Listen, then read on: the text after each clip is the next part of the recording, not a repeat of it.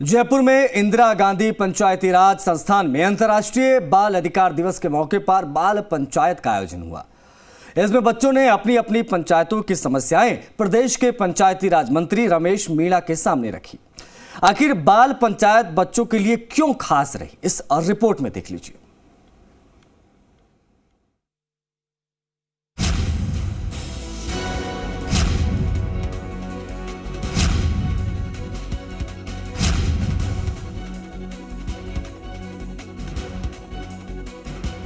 कहते हैं बच्चे कल का भविष्य है, तभी तो मरुधरा की भूमि पर बच्चे कभी मंत्री बनते हैं तो कभी विधायक की भूमिका में भी दिखाई देते हैं। लेकिन आज बच्चे गांव के मुखिया के रूप में नजर आए।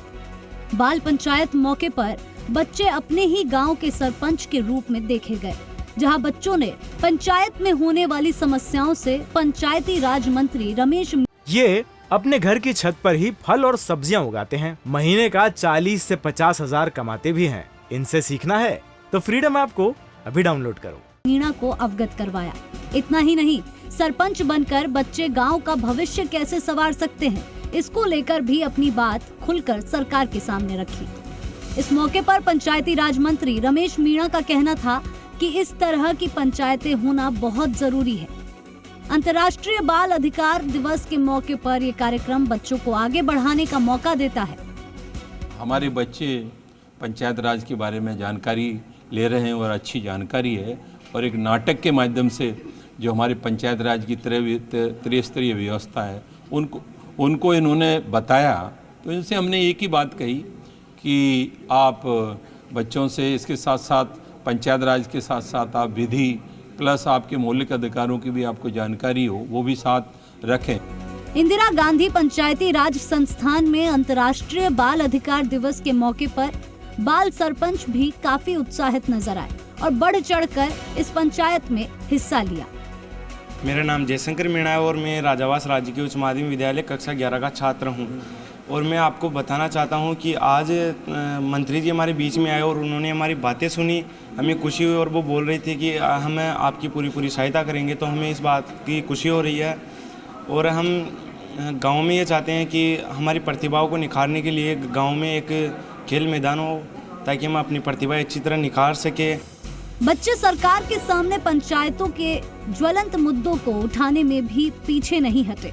गांव के विकास के लिए सरपंच की कुर्सी पर बैठे इन बच्चों ने गांव में स्कूलों में व्यवस्थाओं की कमी, खराब सड़क की लाइटें और पानी की कमी की समस्या जैसे मुद्दों को बड़े ही गंभीरता से उठाया।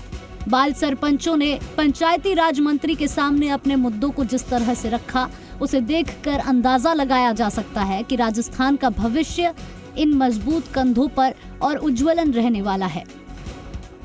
मुझे ये प्रोग्राम बहुत अच्छा लगा। ये प्रोग्राम हर साल होना चाहिए क्योंकि इससे जो बच्चों की आवाज़ है वो आगे आती है और मैं चाहती हूँ कि बच्चों की जो आवाज़ है वो भी सुनी जाए ताकि गांव का और भी ज़्यादा विकास हो। यदि मैं मेरे गांव राजावास की बात करूँ तो जो BPL है उसमें फर्जी लोग भी जुड़े हुए हैं। तो मैं चाहती हूँ कि जो फर्जी लोगों उनको हटाया जाए और जो गरीब लोगों को हक है वो गरीब लोगों को ही मिला जाए। हमारे स्कूल में और सी भी समस्याएं जैसे कमरे नहीं हैं और पुस्तकालय का नहीं है, वाहन सुविधा नहीं है। हमारे गांव में भी बहुत सारी समस्याएं हैं जो मैं चाहती हूँ कि सबसे अच्छा विकास होए और सबसे मजबूत गाँव बने। भारत सरकार जागरूक है जो बच्चों के लिए इतनी जो योजनाएं चला रही है कि उन्हें भी लगता है कि बच्चों की भूमिका भी महत्वपूर्ण होती है।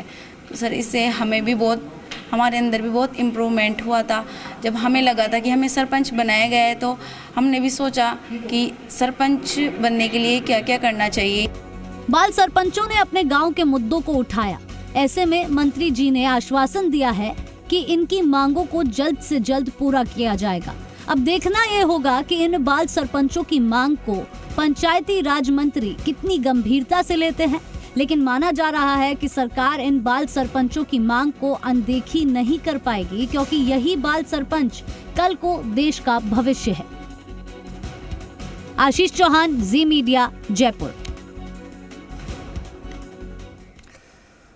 ये अपने घर की छत पर ही फल और सब्जियां उगाते हैं। महीने का 40 से 50 हजार कमाते भी हैं। इनसे सीखना है तो फ्रीडम ऐप को अभी डाउनलोड करो।